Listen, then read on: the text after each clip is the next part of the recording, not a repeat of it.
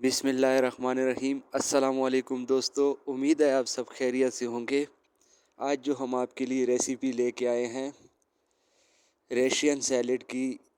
रेशियन salad आजकल हमारे पाकिस्तान और एशियन कंट्रीज़ में बहुत खाया जाने वाला सैलेड है और बहुत ही मज़ेदार चीज़ है। इंशाल्लाह आप पूरी वीडियो वॉच करें, देखें और सीखें। इंशाल्लाह देखकर ही आपको पता चल जाएगा कि ये कितनी ही मज़ेदार और कितनी ही क्रीमी चाट बनेगी। और जिसके लिए हमें चाहिए क्रीम, कोई भी क्रीम आप ले सकते हैं, मिल्क पैक या ऑल पर के। 1.5 कप आपने क्रीम लेना है और याद रखिए क्रीम की क्वांटिटी आपने नाप के डालनी है, क्योंकि इसी के साथ जब आगे हम मायनीज़ इसमें डालेंगे तो मायनीज़ भी उसके हिसाब से ही, जैसे ही हमने 1.5 कप क्रीम लिया है तो 1.5 कप ही हमने इसमें मायनीज़ डालनी है। अगर हम मायनीज़ कम कम रखेंगे या ज़्यादा करेंगे या क्रीम कम रखेंगे ज़्यादा करेंगे तो हमारी रेसिपी में बहुत सारी चेंजेस आ सकती है और ख़राब हो सकती है। तो या तो पतली हो जाएगी या फिर ज़्यादा गाढ़ी हो जाएगी, तो जो कि इस रेसिपी के बिल्कुल ही इसके लिए ठीक नहीं है। तो आगे हम इसमें हाफ़ टी स्पून नमक डालेंगे और हाफ़ टी स्पून जो है इसमें हम काली मिर्च डालेंगे, ब्लैक पेपर, और 3 टेबल स्पून जो है वो हमने इसमें एसन शुगर डालना है। अगर एसन शुगर नहीं है तो आप इसमें आम चीनी भी पीस कर डाल सकते हैं। तो मैंने 3 चम्मच यही एसन शुगर के लिए हैं और आप इसमें डाल सकते हैं, आम चीनी भी इसमें पीस कर डाल सकते हैं। तो वीडियो को फुल वॉच करें, कहीं पे भी स्किप नहीं कीजिएगा। इसमें बहुत छोटे छोटे जो क्लू हैं वो आप अक्सर छोड़ जाते हैं, जिसकी वजह से आपका रेशियन सैलेड मज़ेदार नहीं बनता। तो इसको अच्छी तरह से आपने पेंट लेना है। पेंटने के बाद आपने जो ये क्रीम तैयार किया है, ये क्रीम आपने फ्रीज़र या किसी फ्रिज में रख लेना है कि इसको सही अच्छी तरह ये ठंडा हो जाए।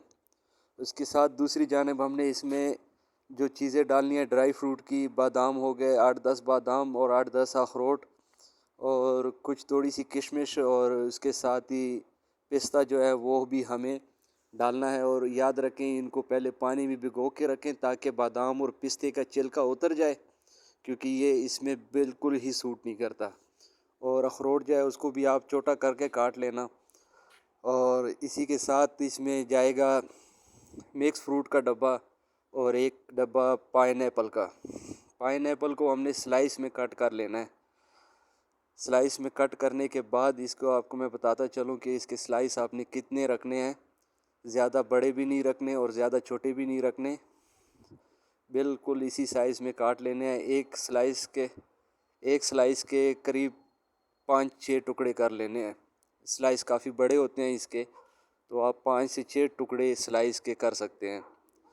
और इसी के साथ हमने 4 अदद सेब ली हैं, दरमियाने साइज़ के सेब हैं, ना ज़्यादा बड़े हैं ना ज़्यादा छोटे हैं। 4 सेब लिए हैं, उनको छील लेना है और छिलका उतारने के बाद उनको भी आपने क्यूब्स कटिंग में जो है ना काट लेने हैं। बीज वगैरह उसके हटा लेने हैं। और क्रीम ठंडी होने के बाद उसमें सबसे पहले आपने सेब डालने हैं।